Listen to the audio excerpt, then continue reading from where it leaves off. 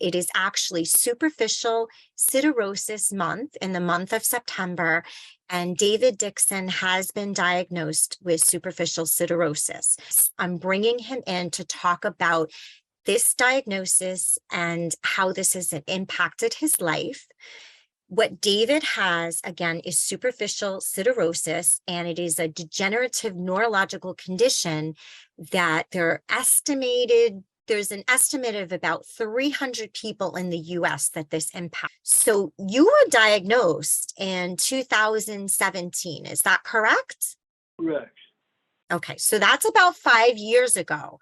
So what, if you can explain to us, what are the causes for this degenerative neurological disease?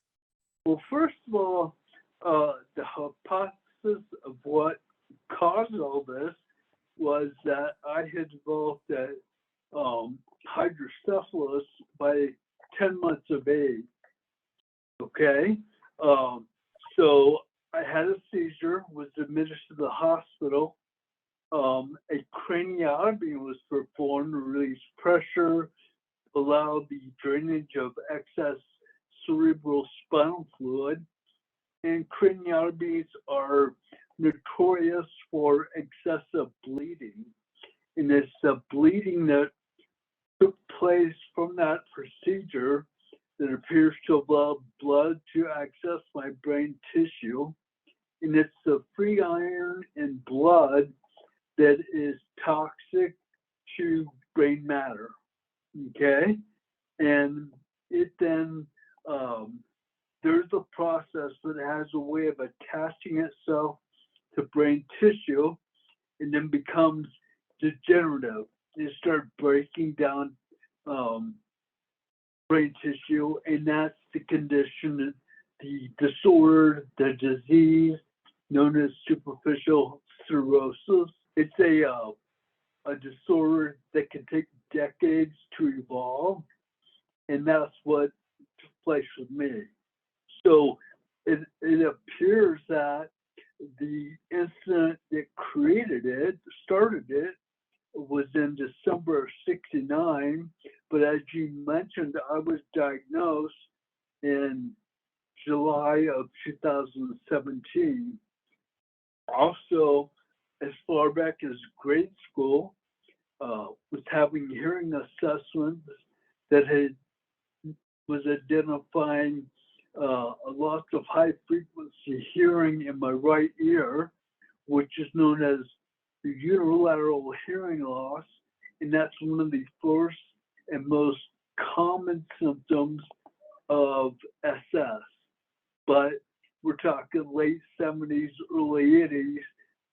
I was living a pretty normal life. One of the things that, and it just kept declining really rapidly. And then by January of 2020, it got to the point that I wasn't comfortable and it was dangerous for me to be walking, that I got a manual wheelchair. It's a challenge, but it's also given me a zest for life. So David, tell us so that everybody can understand, how has superficial siderosis impacted your life, how you're living right now? Well, first of all, it's impacted my employment opportunities, and up till now, not in a good way, which have had a negative impact on my financial standing, which have had a negative impact on my social life, aka dating, and then, and to a certain degree, it's had a negative impact on my workouts. I have had to change it up, and I don't know if that's necessarily negative, but it has forced me to change my routine in the gym. But I still find myself in the gym doing things that draw people's attention. Guys half my age looking at me, getting out of a wheelchair on leg press, and like, oh my! I had a guy a week or two ago, half my age, walking behind me out to the car, and he stopped me. He goes, "Man," he goes, "I just gotta say, what you're doing in there was crazy." Thanks. And I hear that kind of stuff all the time.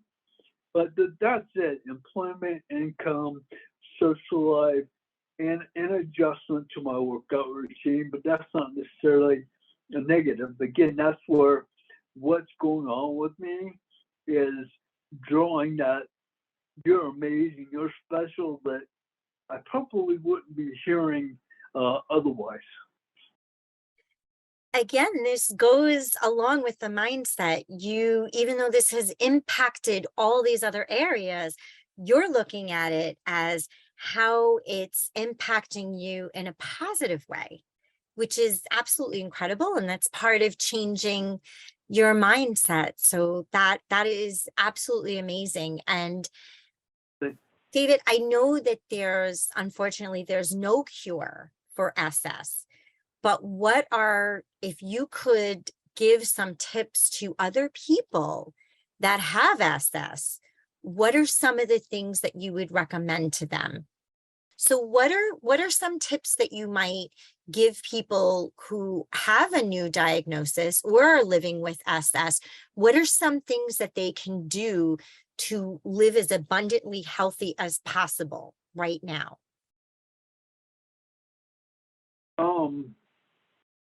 Life is 10% what happens to you and 90% how you react. It's mind over matter. It is purely mind over matter.